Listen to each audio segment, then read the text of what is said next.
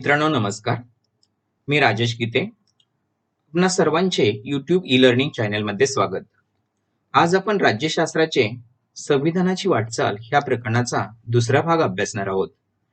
याआधी आपण संविधानात लोकशाहीच्या दृष्टिकोनातून राजकीय प्रगल्भता, मताधिकार, लोकशाहीचे विकेंद्रीकरण व माहितीचा अधिकार या घटकात झालेल्या बदलांचा अभ्यास केला. गेल्या 70 वर्षात लोकशाहीच्या दृष्टिकोनातून सामाजिक न्याय व समता तसेच न्यायालयीन व्यवस्था यात झालेले कोणते बदल आहे ते आज आपण अभ्यासणार आहोत. प्रथम बघूया सामाजिक न्याय व समता. सामाजिक न्याय व समता हे आपल्या संविधानाचे मूलभूत उद्दिष्ट आहे. या दोन मूल्यावर आधारित नवा समाज निर्माण करणे हे आपले प्रामुख्याने ध्येय आहे. म्हणजेच याचा अर्थ की संविधानकारांनी जेव्हा संविधान लिहिले त्यांनी मूळ उद्दिष्ट समोर ठेवले होते की समाज हा सामाजिक न्यायावर व समतेवर आधारलेला निर्माण करणे. आता सामाजिक न्याय प्रस्थापित करणे म्हणजे काय, तर ज्या ज्या बाबीमुळे व्यक्तीवर अन्याय होत आहे तो अन्याय दूर करणे आणि व्यक्ती म्हणून सर्वांचा दर्जा समान ठेवणे. म्हणजे सर्वांना विकासाची समान संधी त्या ठिकाणी दिली गेली पाहिजे. यालाच त्या ठिकाणी सामाजिक न्याय प्रस्थापित करणे असं म्हटलं जाईल. आता आपण बघतो बऱ्याचदा समाजामध्ये केव्हा केव्हा जात, धर्म, भाषा, लिंग, जन्मस्थान, वंश, संपत्ती या आधारे श्रेष्ठ का कनिष्ठ असा भेद केला जातो. परंतु जे मुद्दे मी आता बोललो जसे की जात, धर्म, भाषा, लिंग, जन्मस्थान, वंश, संपत्ती या गोष्टीवर आधारित श्रेष्ठ आणि कनिष्ठ असा भेदभाव न करणे व सर्वांना विकासाची समान संधी देणे म्हणजेच त्या ठिकाणी सामाजिक न्याय प्रस्थापित करणे. म्हणजे व्यक्ती म्हणून प्रत्येकाची समान प्रतिष्ठा जपली गेली पाहिजे की जसं हा अमुक धर्माचा आहे तो तमुक धर्माचा आहे, मग या धर्मीयांनाच फक्त सण समारंभ साजरे करण्याची परमिशन, बाकीच्या धर्मांना तशा प्रकारची परमिशन असणार नाही. तर हे थोडा अन्याय केल्यासारखं होईल की जसं की त्या ठिकाणी आपण बघतो की स्त्रियांना मतदानाचा अधिकार नाही, फक्त पुरुषांनाच मतदानाचा अधिकार असणार, तर हा स्त्रियावर अन्याय होईल. म्हणजेच जात असो, धर्म असो, लिंग असो किंवा त्याचं कोणतंही जन्मस्थान असो, या कारणावरून नागरिकांमध्ये अजिबात असा भेदभाव करायचा नाही. सर्वांना विकासाची समान संधी उपलब्ध करायची आणि अन्याय दूर करायचा म्हणजेच त्या ठिकाणी सामाजिक न्याय प्रस्थापित करणे असाच त्या ठिकाणी अर्थ होतो. सामाजिक न्याय प्रस्थापित करण्यासाठी सर्व स्तरावर प्रयत्न केले जातात. जसे व्यक्ती समाजात वावरताना तसा प्रयत्न करतात, अनेक सामाजिक सांस्कृतिक संस्था असतात तसे प्रयत्न करतात. परंतु शासनाच्या धोरणांना व अन्य प्रयत्नांना विशेष महत्व असतं, कारण शासन हे शेवटी मायबाप आहे. ते शासन हे शेवटी उत्तरदायित्व सांभाळतं आणि म्हणूनच समाजामध्ये न्याय प्रस्थापित करणे आणि समतेवर आधारित समाज निर्माण करणे हे शासनाचं काम आहे. तर शासनाने बघूया आपण काय काय मुद्दे केलेले. तर शासनाने पहिली गोष्ट म्हणजे राखीव जागांचं धोरण ठेवलंय. दुसरी गोष्ट म्हणजे अनुसूचित जाती आणि जमाती यांच्यासाठी संरक्षण देणारा कायदा केलेला आहे. अल्पसंख्याकाविषयी बऱ्याच महत्वाच्या तरतुदी केलेल्या आहेत आणि महिलांच्या बाबतीत काही सन्मानजनक कायदे केलेले आहेत की याद्वारे गेल्या काही वर्षात शासनाने हे प्रयत्न करून समाजामध्ये सामाजिक न्याय व समता प्रस्थापित कसा होईल हा दृष्टिकोन समोर ठेवलेला आहे. आपण एक एक मुद्द्यांचा या ठिकाणी विचार करूया. प्रथम आपण बघूया राखीव जागांचे धोरण. आता राखीव जागांचे यालाच आपण बोलतो आरक्षण म्हणजे रिझर्वेशन. काय झालं की स्वातंत्र्यपूर्व कालखंडात आणि नंतर सुद्धा एक ठराविक समाज म्हणजे अनुसूचित जाती आणि जमाती हा जो समाज होता हा बऱ्याच दिवस त्या ठिकाणी इतर सोयी सुविधांपासून वंचित राहिला, दुर्लक्षित राहिला. म्हणजेच या सोयी सुविधा त्यांच्यापासून मिळाल्याच नाही आणि असा जो उपेक्षित समाज आहे त्या समाजाला इतरांच्या बरोबरीने येता यावं. इतर समाज ज्या पद्धतीने चाललाय शिक्षण क्षेत्रात, नोकरी क्षेत्रात किंवा अन्य क्षेत्रात त्या प्रवाहामध्ये त्यांना सहभागी करता यावं म्हणूनच संविधान तयार झाल्यानंतर सुद्धा एससी म्हणजेच अनुसूचित जाती आणि एसटी म्हणजे अनुसूचित जमाती यांना या ठिकाणी तुम्ही बघाल शिक्षण म्हणजे शिक्षण क्षेत्रात आणि सरकारी नोकरीच्या क्षेत्रात म्हणजे सरकारी नोकरी घेताना त्यांच्यासाठी रिझर्वेशन ठेवलेलं आहे आणि ते रिझर्वेशन ठेवल्यामुळे त्यांना एक सन्मानजनक वागणूक दिली गेलेली. उदाहरणार्थ आता तुम्ही जेव्हा 10वी पास व्हाल आणि 11वी ऑनलाईन ऍडमिशन साठी जाल त्यावेळेस कदाचित तुम्हाला ओपन कॅटेगरीतून अर्ज करताय म्हणून 90% असतील आणि एखादा कॅटेगरी म्हणजे रिझर्वेशन मधून अर्ज करतोय त्याला 80% असेल, तरी त्या नामवंत कॉलेजला पहिला त्याचा लिस्टमध्ये नंबर लागेल, म्हणजे रिझर्वेशन. आणि हे रिझर्वेशन ठेवल्यामुळे जो समाज वंचित होता, दुर्लक्षित होता, उपेक्षित होता, त्या समाजाला त्या ठिकाणी इतरांच्या बरोबर येण्यासाठी बऱ्याच मोठ्या प्रमाणात मदत झालेली दिसते. ज्याप्रमाणे अनुसूचित जाती आणि जमातीसाठी ही तरतूद करण्यात आलेली आहे, त्याचप्रमाणे इतर जे मागासवर्गीय आहे म्हणजेच ओबीसी, अदर बॅकवर्ड क्लासेस, तर कास्ट जे आहे त्यांना सुद्धा अशा प्रकारे राखीव जागांची तरतूद संविधानात करण्यात आलेली आहे. याद्वारे सुद्धा सामाजिक न्याय प्रस्थापित करण्यासाठी मदत होते. दुसरा मुद्दा या ठिकाणी आपण अभ्यासूया, अनुसूचित जाती आणि जमाती यांना अत्याचारापासून संरक्षण देणारा कायदा. या समाजावर पूर्वीपासून अत्याचार होत असत. सार्वजनिक पानवाट्यावर पाणी भरू दिलं जायचं नाही, एकत्र सार्वजनिक पंक्तीला जेवायला बसू दिलं जायचं नाही, म्हणजे आणि अस्पृश्यता खूप मोठ्या प्रमाणात होती. तर अशा लोकांसाठी म्हणजे एससी आणि एसटी कास्टसाठी एक त्यांच्यावर जर कोणी अन्याय केला, अत्याचार केला, तर संरक्षण देणारा कायदा मंजूर झाण्यात आला आहे आणि त्यालाच बोलतात अॅट्रॉसिटी कायदा. आणि हे उद्दिष्ट या दृष्टीने म्हणजे न्यायाच्या आणि समतेच्या दृष्टीने एससी म्हणजे शेड्यूल कास्ट आणि शेड्यूल ट्राईब म्हणजेच अनुसूचित जाती आणि अनुसूचित जमातीसाठी अॅट्रॉसिटी कायदा करण्यात आलेला आहे. आणि हाच कायदा मंजूर केल्यामुळे त्या ठिकाणी आता यांना एका प्रकारचं म्हणजे हा जो समाज आहे त्यांना एक प्रकारचं संरक्षण लाभलेलं आहे. व्यक्तीवर कोणत्याही प्रकारचा अन्याय करण्यास या कायद्याद्वारे प्रतिबंध करण्यात आलेला आहे आणि जर कोणी केला तर अत्याचार घडवला तर त्याला कडक अशा प्रकारच्या शिक्षेची तरतूद सुद्धा करण्यात आलेली आहे. अशा तरतुदी केल्यामुळे नक्कीच त्या ठिकाणी अत्याचारापासून संरक्षण तर होईलच, पण सामाजिक न्याय प्रस्थापित करण्यासाठी सुद्धा एक महत्वपूर्ण पाऊल उचललं जाईल. तिसरी महत्वाची गोष्ट सामाजिक न्यायाच्या दृष्टीने अल्पसंख्याकाविषयी तरतुदी. मित्रांनो, अल्पसंख्याक कोणाला म्हणायचं? अल्पसंख्याक म्हणजे जो एक विशिष्ट समाज आहे, तो समाज धर्माने किंवा वंशाने किंवा भाषेने इतर मोठ्या समुदायापेक्षा लहान असतो किंवा छोटा असतो, त्याला आपण अल्पसंख्याक असं बोलतो. त्यालाच इंग्रजी शब्द आहे मायनॉरिटीज. मग या मायनॉरिटी असलेला समाज हा नेहमी त्या ठिकाणी इतर समाजाच्या तुलनेने उपेक्षित राहण्याची शक्यता असते. उदाहरणार्थ आता अल्पसंख्याक म्हणजे कोण? जर तुम्ही भारतात बघितलं तर हिंदू मुस्लिमांची तुलना केली तर मुस्लिम अल्पसंख्याक आहे. जर पाकिस्तानात गेला तर तिथे हिंदू अल्पसंख्याक आहे. भारत आणि इंग्लंड देशाची तुलना केली तर भारतात ख्रिश्चन लोक अल्पसंख्याक आहे म्हणजे मायनॉरिटीमध्ये मोडतात.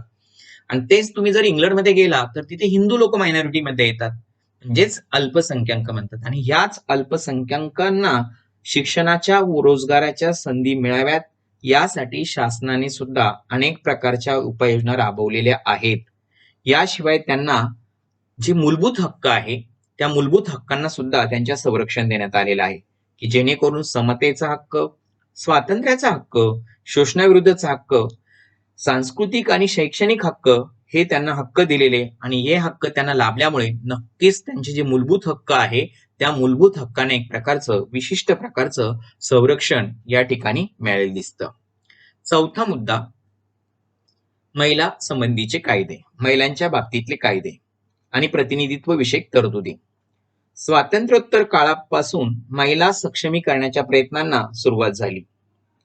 त्याला पूर्णपणे यश आलं असं मी आत्ताही बोलणार नाहीये. महिलांमध्ये निरक्षरता दूर करणे, त्यांना विकासाची पुरेशी संधी देणे, राष्ट्रीय आणि आंतरराष्ट्रीय पातळीवर महिलांच्या समस्यांची दखल करणे ही उद्दिष्टे पहिल्यापासूनच समोर ठेवण्यात आली होती. विद्यार्थी मित्रांनो, आजही तुम्ही बघाल की पुरुषांच्या तुलनेत महिलांना बऱ्याच ठिकाणी दुय्यम स्वरूपाची वागणूक मिळते. आजही महिला पुरुषा इतक्या सक्षम झालेल्या दिसत नाही. परंतु गेल्या काही वर्षात म्हणजे गेल्या 70 वर्षात आमच्या संविधानात बरेच कायदे झाले, दुरुस्त्या आल्या आणि महिलांच्या संदर्भात कोणकोणते कायदे झाले हे या ठिकाणी बघूया. पहिला कायदा तो या ठिकाणी दिसतोय, वडिलांच्या व पतीच्या संपत्तीत महिलांना समान वाटा. पूर्वी हे नव्हतं. वडिलांची संपत्ती फक्त जी मुलं आहे, मुलगे यांच्यामध्येच त्यांची समान वाटणी व्हायची. परंतु आज मुलगीही त्यावर हक्क सांगू शकते. पतीच्या संपत्तीत सुद्धा स्त्रीला अर्धा वाटा म्हणजे हक्क आहे. ही एक चांगल्या प्रकारची तरतूद या ठिकाणी करण्यात आलेली आहे. दुसरा कायदा करण्यात आला हुंडा प्रतिबंधक कायदा. आता हा जो हुंडा प्रतिबंधक कायदा आहे, म्हणजे आपल्या समाजात पूर्वीपासून भारतात मुलींचे लग्न होताना मुलींना त्या ठिकाणी मुलाकडच्या लोकांना हुंडा म्हणजे काही वस्तू स्वरूपात किंवा पैसे स्वरूपात काही द्यावं लागत असे. पण आज कायद्याने हुंडा प्रतिबंधक कायदा केलेला आहे. 9वीच्या इतिहासाच्या पुस्तकात सुद्धा ते मुद्दे आलेले होते. म्हणजे हुंडा देणे आणि घेणे कायद्याने प्रतिबंध करण्यात आलेले आहे, की जेणेकरून या दृष्टीने महिलांचा सन्मान नक्कीच जपला गेला. तिसरा म्हणजे लैंगिक अत्याचारापासून संरक्षण देणारा कायदा. म्हणजे कुठल्याही प्रकारचा लैंगिक अत्याचार महिलेवर होत असेल तर त्याला संरक्षण देणाऱ्यासाठी कायदे आहे, महिला आयोग आहे आणि त्याची शिक्षेची सुद्धा अतिशय मोठ्या प्रमाणात तरतूद करण्यात आलेली आहे. चौथा कायदा म्हणजेच घरगुती हिंसाचार संरक्षण देण्यात आलेले आहे. आता घरगुती हिंसाचार प्रतिबंधक कायदा म्हणजे कोणता?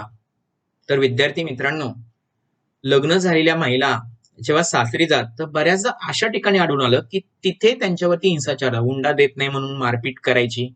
त्यानंतर कधी कधी त्या ठिकाणी बऱ्याचदा असे हत्या वगैरे वगैरे असेही प्रकार त्या ठिकाणी घडून आलेले.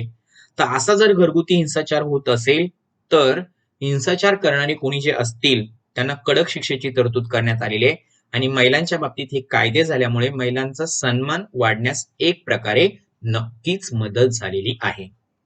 आता इथे आपल्याला संकल्पना चित्र पूर्ण करा अशा टाईपचा प्रश्न येतो 2 मार्कांचा, की महिलांच्या सन्मानासाठी केले गेलेले कायदे. मग तिथे मध्ये चौकट असते किंवा स्क्वेअर असतो आणि बाजूला 4 ॲरो दाखवून आपल्याला हे 4 मुद्दे लिहावे लागतील. त्यासाठी हे नक्कीच लक्षात ठेवा. आता इथे सामाजिक न्याय आणि समता हे मुद्दे झालेले आहे. आपण आता सामाजिक न्यायानंतर न्यायालयाची भूमिका कोणती आहे त्या बाबतीत थोडीशी माहिती घेऊया. न्यायालयाची व्यवस्था ही खूप महत्वाची आहे. लोकशाही बळकट करण्याच्या प्रक्रियेत आणि सामाजिक न्याय व समता या उद्दिष्टाच्या दिशेने न्यायालयाची प्रगती करण्यात भारतीय न्यायालयाची भूमिका करण्यात आलेली आहे. भारतामध्ये एकात्म स्वरूपाची न्यायालयीन व्यवस्था आहे. ही जी न्यायालयीन व्यवस्था आहे तुम्ही समोर स्क्रीनवर बघू शकतात. सर्वोच्च न्यायालय हे भारताच्या शिरोभागी म्हणजे सर्वात महत्वाचं आहे ते दिल्ली आहे. त्यालाच आपण सुप्रीम कोर्ट असं बोलतो. त्याचप्रमाणे प्रत्येक घटक राज्यात किंवा प्रत्येक घटकाच्या राज्याच्या राजधानीमध्ये असतं ते हायकोर्ट. म्हणजेच याचा अर्थ जेव्हा आपण हायकोर्टात आपल्याला एखादा निकाल मिळत नाही किंवा आपल्याला न्याय मिळत नाही तर आपण सुप्रीम कोर्टात जातो म्हणजेच सर्वोच्च न्यायालयात जातो. या ठिकाणी ही एकात्म स्वरूपाची न्यायालयीन व्यवस्था भारतात केलेली आहे. न्यायालयाने संविधानातील तरतुदीचा अर्थ लावताना संविधानातील मूळ उद्दिष्टे आणि संविधानकारकांचे हेतू यांना प्राधान्य दिलेलं दिसतं. म्हणजेच आतापर्यंत न्यायालयाने जे जे निर्णय दिलेले आहे नेहमीच हे निर्णय देताना संविधानकार म्हणजे डॉक्टर बाबासाहेब आंबेडकरांसहित जे कोणी संविधानकार होते ज्यांनी लिहिलं त्यांना हे लिहिण्यामागे काय अपेक्षित होतं ते नेहमी त्यांनी लक्षात ठेवलेले आहे आणि त्या दृष्टीने या माननीय न्यायालयाचे निर्णय या ठिकाणी आतापर्यंत आलेले. विशेष म्हणजे आतापर्यंत जनतेने कोणत्याही जनहित याचिका केलेल्या असतील त्या भल्या एखाद्या सामाजिक संस्थेच्या विरोधात किंवा शासनाच्या म्हणजे सरकारच्या विरोधात असतील तर बहुतेक निर्णय हे सुद्धा नागरिकांच्या बाजूने लागलेले आहेत. म्हणजेच न्यायालय हे संविधान टिकवण्याचं काम करतं आणि नागरिकांच्या पाठीशी ठाम उभं राहण्याचं काम न्यायालय करत असतं. या न्यायालयाने कोणत्या मुद्द्यांच्या आधारे आपल्या भारताची लोकशाही अधिक बळकट केलेली हे 2 मुद्द्यांच्या आधारे बघूया. एक, संविधानाची मूलभूत चौकट. संविधानाची मूलभूत चौकट काय हे सांगण्याआधी मी तुम्हाला संविधान म्हणजे काय किंवा संविधान हे काय असतं ते सांगतो.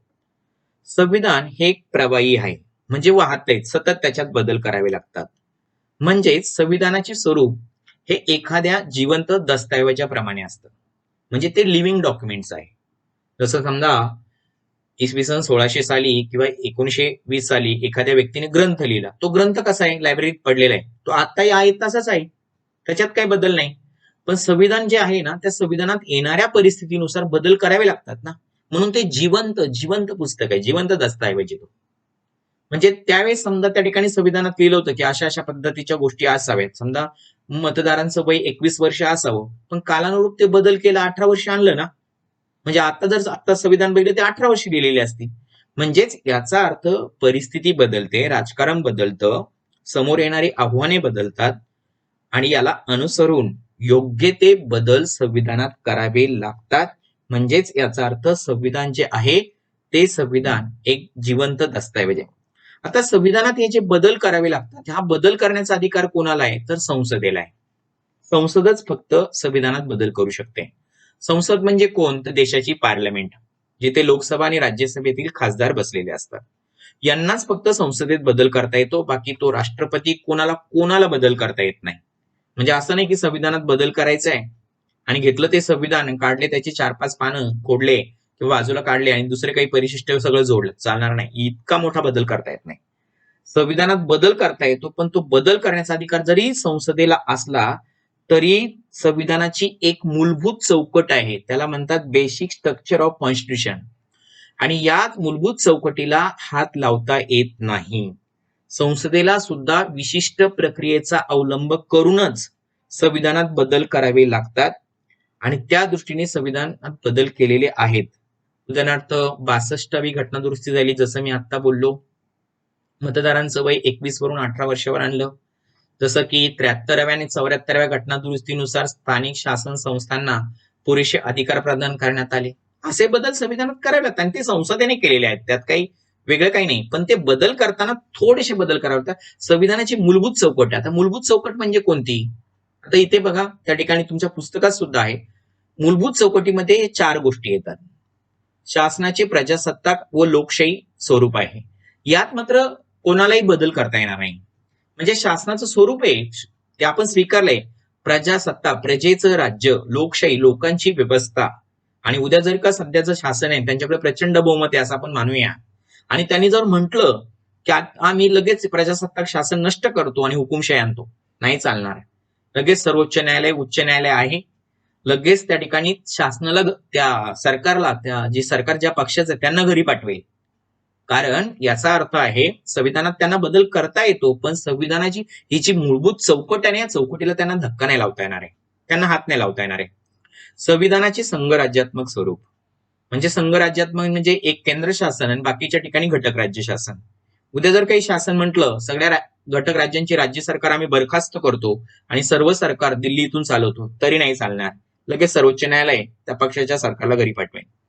म्हणजेच ही बेसिक स्ट्रक्चर आहे. देशाचे ऐक्य आणि एकात्मतेचे संवर्धन किंवा देशाचं सार्वभौमत्व, या ज्या गोष्टी संविधानात आहे किंवा या दृष्टीने जे मुद्दे संविधानामध्ये आहे, याला मात्र, आणि धर्मनिरपेक्षता आणि संविधानाची सर्वश्रेष्ठता, या मुद्द्यांना मात्र हात लावता येणार नाही. छोटे मोठे बदल संविधानात करता येतात. म्हणजे संविधानाचं पावित्र्य, त्याची बेसिक चौकट म्हणजे मूलभूत चौकट जपण्याचं, त्याचं संरक्षण करण्याची जबाबदारी ही सर्वोच्च न्यायालयाला दिलेली आहे. म्हणूनच कधी कधी शासनाचे वाद होतात. उदाहरणार्थ महाराष्ट्र सरकार तयार होताना जे आघाडी सरकार किंवा त्यावेळेच प्रचलित सरकार यांच्यामध्ये जो वाद झाला तो सुप्रीम कोर्टात गेला होता. कर्नाटक सरकारचा वाद सुप्रीम कोर्टात गेला होता. तर अशा वेळेस हे वाद सुप्रीम कोर्टात जातात आणि सुप्रीम कोर्ट जरी सत्ताधारी पक्ष असेल त्यांना सुद्धा त्यांची चूक दाखवून देतं. याचा अर्थ सत्तेने काही करता येत नाही. शेवटी संविधानाच्या ज्या चौकटीत ज्या गोष्टी आहेत त्याच त्या ठिकाणी सर्वोच्च न्यायालय मान्य करत असतं. दुसरा मुद्दा म्हणजे महत्वपूर्ण न्यायालयीन निर्णय. संविधानातील मूलभूत हक्काद्वारे नागरिकांना मिळालेले संरक्षण अधिक अर्थपूर्ण करण्याच्या दृष्टीने न्यायालयाने अनेक महत्वपूर्ण निर्णय दिलेले आहेत.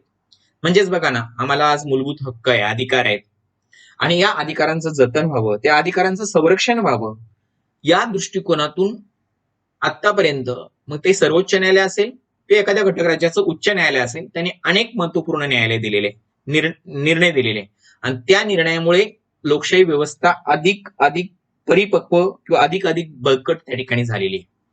म्हणजेच कधी कधी या न्यायालयांच्या निर्णयांचं जे असतं त्यांचं त्या ठिकाणी कायद्यात पण रूपांतर झालेलं आहे. आतापर्यंत आपण जर बघाल तर बालकांचे हक्क, मानवी हक्कांची जपणूक, महिलांची प्रतिष्ठा व त्यांचा सन्मान राखण्याची गरज, व्यक्ती स्वातंत्र्य, आदिवासींचे सक्षमीकरण, असे अनेक मुद्दे की जेणेकरून त्या ठिकाणी न्यायालयाने निर्णय दिलेले या संदर्भात, आणि त्याची दखल त्या राज्य सरकारांना किंवा केंद्र सरकारला सुद्धा घ्यावी लागलेली आहे. आता आपण बोलतो की चांगल्या प्रकारची लोकशाही आणूया. मग लोकशाही साठी सुशासन किंवा उत्तम शासन व्यवहार करणं आवश्यक आहे. आता सध्या आपण बघितलं की गेल्या 70 वर्षात आमच्या लोकशाहीमध्ये चांगल्या प्रकारचे बदल झाले आणि त्यामुळे लोकशाही अधिकाधिक परिपक्व होताना दिसत आहे. परंतु सुशासन म्हणजे चांगले शासन कशाला म्हणता येईल, की ज्याचे उत्तम व्यवहार चालतात, त्याबरोबर सर्वसमावेशकता त्यांचं उद्दिष्ट असतं आणि त्या पद्धतीने ते शासन म्हणजे सुशासन. सुशासनाची कोणकोणती वैशिष्ट्ये आहे? एक म्हणजे उत्तरदायित्व व जबाबदारी जाणणारे सरकार. सरकार कोणाचंही असू दे, कोणत्याही पक्षाचं असू दे, शेवटी मायबाप सरकार आहे. आणि या सरकारने उत्तरदायित्व सांभाळलं पाहिजे आणि जबाबदारी त्या ठिकाणी घेतली गेली पाहिजे. तर ही एक महत्वाची बाब आहे. दुसरं म्हणजे म्हणजे हा मुद्दा आणखीन एकदा सांगतो. समजा उद्या काही झालं, आपण बोलतो देशात कोविड-19 ची साथ आहे, हे झालं, ते झालं, पण शेवटी जबाबदारी सरकारला घ्यावी लागणार आहे. कारण सरकार त्या ठिकाणी आता पदावर आहे, ते गादीवर आहे. प्रभावी आणि कार्यक्षम सरकार पाहिजे. एक सतत कार्यासाठी तत्पर असलं पाहिजे. प्रतिसादात्मक सरकार, जनतेने काही मागण्या केल्या, वर्तमानपत्रातून मागणी आली, मीडियातून काही आवाज उठला, तर त्याला सरकारने प्रतिसाद दिला पाहिजे. सरकारमध्ये ट्रान्सपरन्सी पाहिजे, म्हणजे पारदर्शी कारभार असला पाहिजे. हा सुद्धा एक महत्वाचा मुद्दा आहे. त्यानंतर न्याय आणि सर्वसमावेशक विकास हे सुद्धा सुशासनाचं एक महत्वाचं वैशिष्ट्य आहे. आणि शेवटचं, शासकीय यंत्रणेत व निर्णय प्रक्रियेत लोकांचा सहभाग सुद्धा असणं तितकंच गरजेचं आहे. तर या दृष्टीने वैशिष्ट्य असणारं सरकार म्हणजे सुशासन आहे. आणि सुशासन करण्याच्या दृष्टीने गेल्या काही वर्षात आम्ही नक्कीच प्रयत्न केलेले आहेत. म्हणजे सगळेच प्रयत्न पूर्ण झाले आणि लोकशाही समोरची सगळीच आव्हाने संपली असं बोलता येणार नाही. अजूनही लोकशाहीच्या संदर्भात बरीच आव्हाने, बरेच समस्या आहेत, परंतु पुढे अजूनही त्यावर आपल्याला कार्य करायचं आहे. तरी सुद्धा या ठिकाणी हे प्रकरण म्हणजे संविधानाची वाटचाल हे प्रकरण